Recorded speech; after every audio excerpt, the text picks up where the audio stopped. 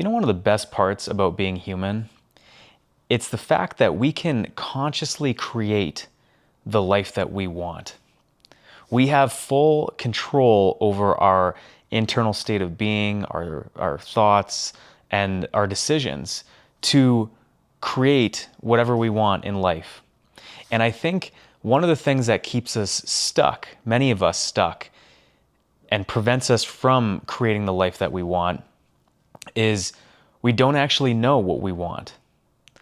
And if you don't ask for something, you can never get it. So in this video, I want to talk about how important it is to actually know what you want in life and how this is really the first step to actually being able to create the life that you want. Because if you don't know where you're going, you can't possibly get there. And I think a lot of us get confused. We think that just because we know what we don't want, that it means that, well, we know exactly what we want. But those things are different. And again, I think running away from what we don't want doesn't necessarily take us further to where we want to go. It just keeps us away from the things we don't really want. But there could be a lot of things you don't want in life. It's like, so you're here and you don't like something here, so you start moving in this direction. And then you find something else you don't like, so you start moving back here. You find something else you don't like. So you just kind of stay in blindly kind of running around until you bump into a wall of something you don't want. And then you move in some other direction, and the same thing happens. But you're not intentionally and consciously moving towards a vision for yourself, a vision for your life. And again, I believe that this is the first step to actually being able to create something. It's like when people get together and they're going to build a house. You have your architect and you have your home builder and your engineer and whoever else you need. First, they have to set the plans for what the house is going to look like. They don't just start pouring foundation and blindly building the house. There'd be tons of mistakes. There'd be all kinds of problems with it eventually. They set out a plan of what the product is going to look like, what they're actually moving towards. And then they start doing that and moving towards that step by step in a systematic way. Engineering your life and being the architect of your life is no different. You first have to set the blueprints for what you're actually creating. Having a vision for what you want. And I think so often we are so busy, we're so distracted, we're so overstimulated that we don't really get a chance to sit down with ourselves or take the time to sit down with ourselves and ask ourselves, what do I really want in this life? What would it mean for me to live a life that I love living? It doesn't mean that every day is perfect. It doesn't mean that you don't feel pain or, that you don't go through hard times. Pain is inevitable in life. I believe that. I think suffering is optional. That's a really good quote that I like. But it's having that wherewithal and that ability to sit down with yourself and ask yourself and inquire with yourself, who am I? What's important to me? What are my values? And what ultimately do I want to create? At the end of my life, how will I know if I lived a purposeful, meaningful, fulfilling life? This is ground zero. I think too often we get pulled into the rat race. We're like, I just want to do whatever it's going to be to make me the most money. Because again, we're running away from a fear that we're not going to have enough in life. That we need to provide and all of these things, which is important. I'm not saying that's not important. But again, that's just running away from a fear. And just because you run away from a fear doesn't mean you're moving towards something that you're going to love. Those are two different things. So I think being able to sit down with ourselves and move beyond the superficial desires of I want more money, I want a bigger house, I want vacations, I want, those things can and likely will come when you set forward for yourself a deeper mission and vision, or when you find that within yourself. I believe that is super important for designing and creating a fulfilling life, an enriching life, an authentic life, because now it's based off of your values, what's important to you, the deeper part of yourself that many of us go through life disconnected from because we're living in fight or flight. We're living from this place of overstimulation, always needing to trigger that reward pathway in the brain. I think that these things are great, but they are some of the worst. They are spearheading some of the worst behaviors, mental health issues, all kinds of things in life that are preventing us. It's like a block or an anchor that prevents us from being able to create the life that we want. Always needing to stimulate our minds on those things. I know that's been true in my life. And I've realized that pattern. The more I go on my phone, the less creative I feel, the less in tune with myself I feel, the less mindful, the less present. Things that are very, very important for self-inquiry, for knowing yourself, for having a vision. So having a vision and knowing what you want, who you want to be, what you want your life to look like, is the first step to moving in that direction. If you don't have something you're moving towards, you're kind of just drifting. You're like a leaf blowing in the wind with no direction. Getting clear on what we want is important. And remember, just because you know what you don't want doesn't mean you know what you do want. That's not the same thing. The next step to being able to create that in your life is actually being able to act as the person who can live that life. I think this is very, very important because you are reverse engineering the life that you want to create by being it here. And then that is where you start to behave differently. You start to make decisions, have a different thought process, a different set of thought patterns and beliefs, and an internal state of being that will actually move you in that direction, move you towards the life that you want to live. It's very difficult to create the life that you want to live, one that is likely different from the life that you're living right now, when you are still acting as the same person. You can't. There's a disconnect.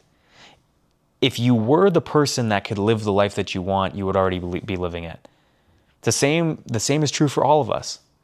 The shift has to come from within first, and then things start to change externally because you are creating those changes.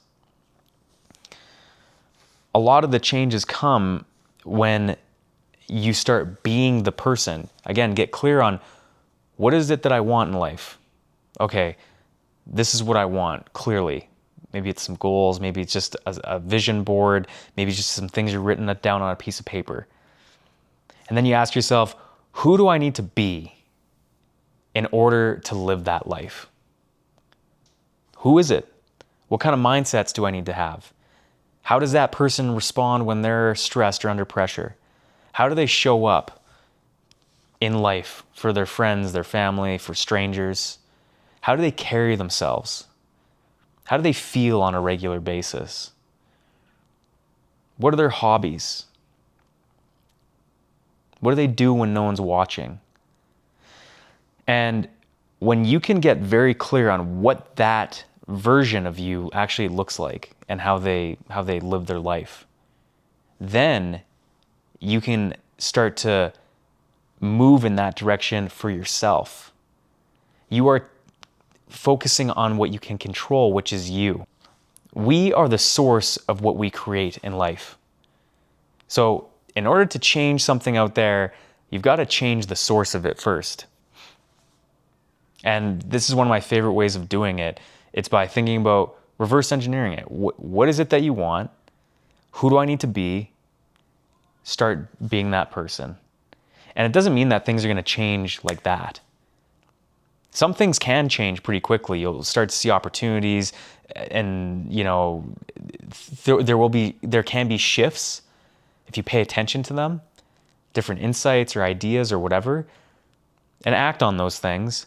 But it's not like things are just going to change like that. This is a shift in your identity, is really what it is.